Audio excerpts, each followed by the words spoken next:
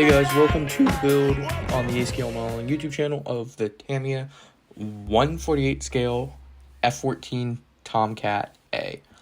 Now I converted this into a B, which luckily it's just the Rio's HUD is from the D kit, which it was included in here, and I just had to buy this little resin doohickey that goes under the chin.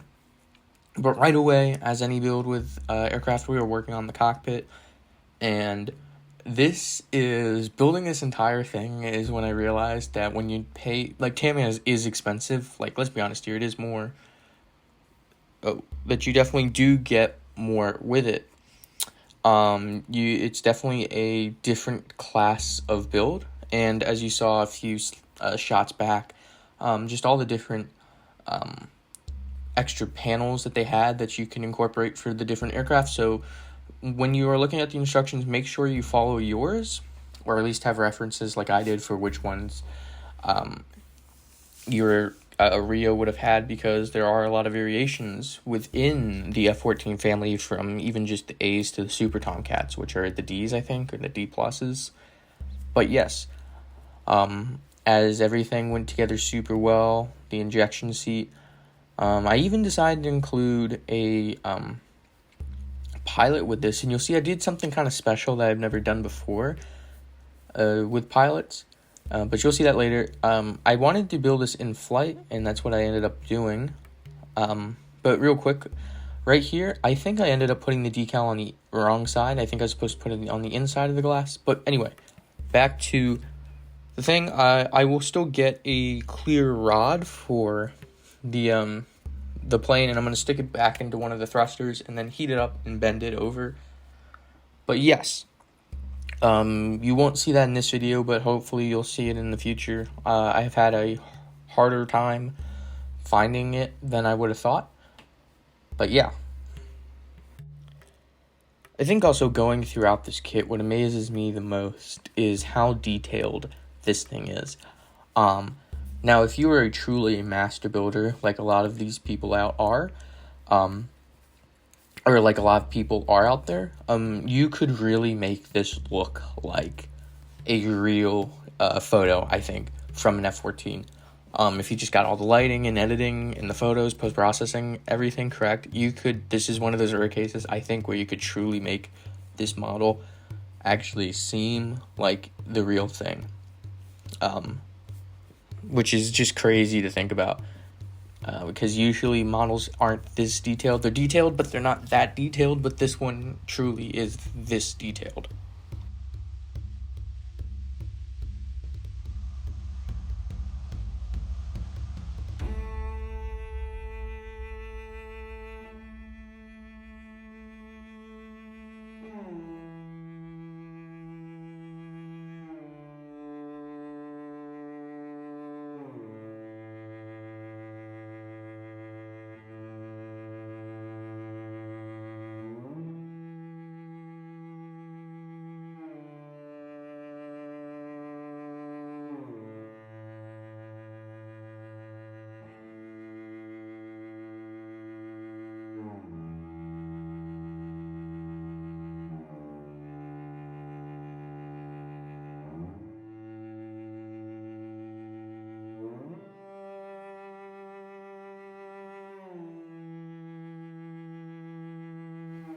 One thing that doesn't come really across in video that well is how well everything went together.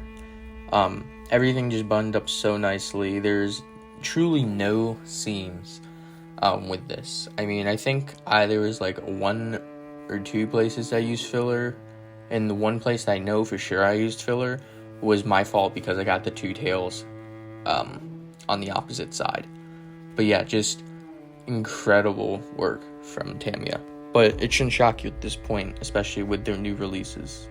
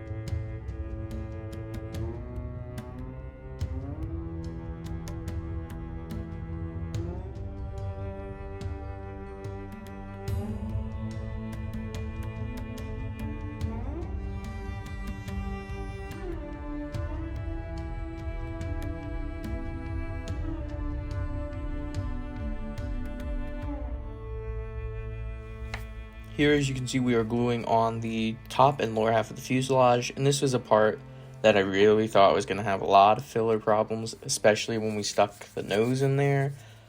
Just because, if you've built any Tomcats from other companies, they can be a little wonky in that section. So yes, it was good to see that, and it shouldn't have shocked me, but it was just always bracing with this build for something bad to happen, and when it just kept on being a good build and nothing happened, and it was just it was just staying the same and nothing bad happened, that's when I started to get more and more nervous that something bad was going to happen.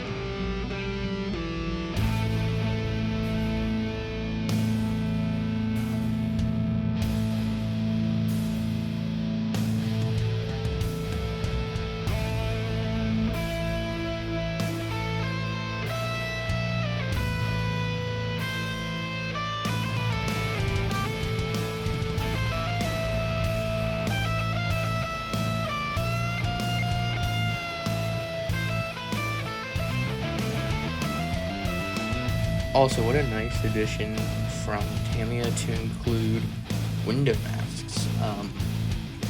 Don't always get them in these higher end, more premium kits and quotes, but it was a nice addition, and it definitely did make it feel like paying that just a little bit extra, $100 versus the Hobby Lobby's $80, was worth it in a way.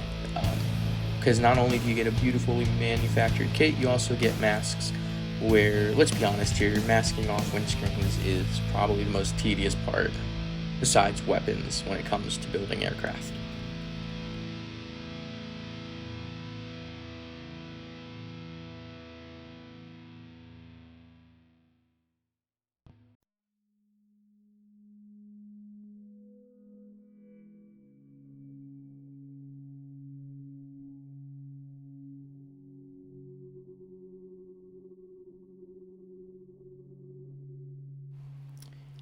Now, this was not Tamiya's fault for fitting, this was mine.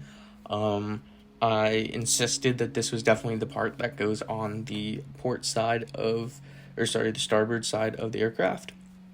But no, it goes on the other side. So that is not Tamiya to blame, that is my own stupidity, which is unfortunately very common throughout my builds.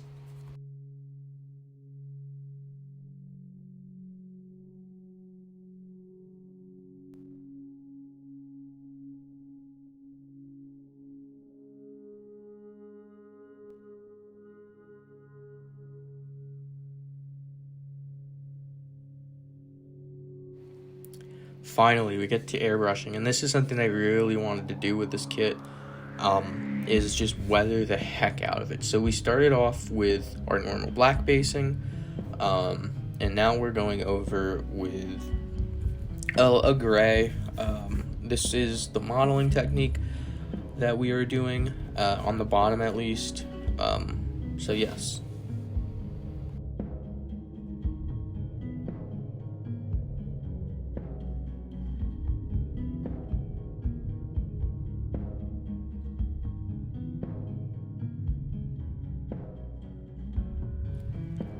The cool thing too with the Tomcat as well is that it's 3 shades. It is like a ghost gray, light ghost gray, and then some sort of other gray on the bottom. So you can definitely see the split from the top gray to the midsection gray, but the bottom gray kind of didn't come through that great. Unfortunately too, with the primer that I was using, which is just a rattle can primer, I lost a lot of the fine details in Tamiya's panel lines. I don't know if it's because I didn't shake it well enough or what, but that was kind of annoying and unfortunate. You can sort of see the pebbling effect in some of the areas, but yeah, sad.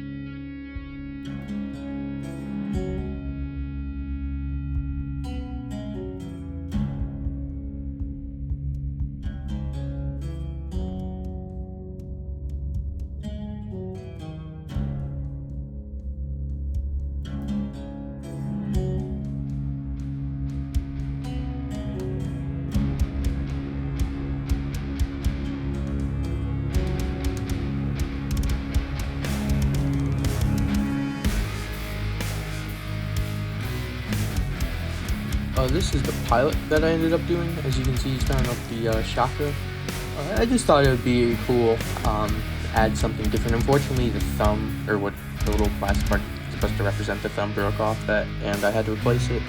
But still, I really like how it turned out. This was a new sort of technique I wanted to try out. This is this is oil paint. And so I'm just going over some panel lines that I saw that seem to be lighter on like aircraft. If you look, there's lighter panel lines, probably where they put new paint or where the sun faded out. And then we just kind of feathered it out. This one I think was a dry brush, but sometimes I have diluted it in white spirits or just like whatever thinner came with the brand. But yeah, I think it turned out nicely in certain areas. especially like the back half.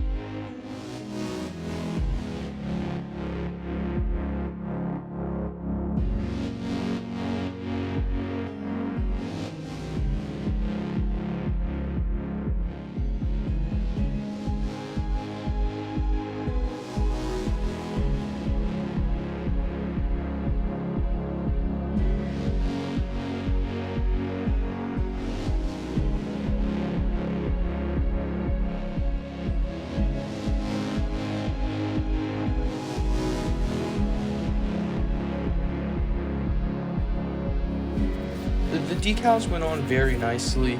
These are Fighter Town decals, which I'd never used before, but they went on great.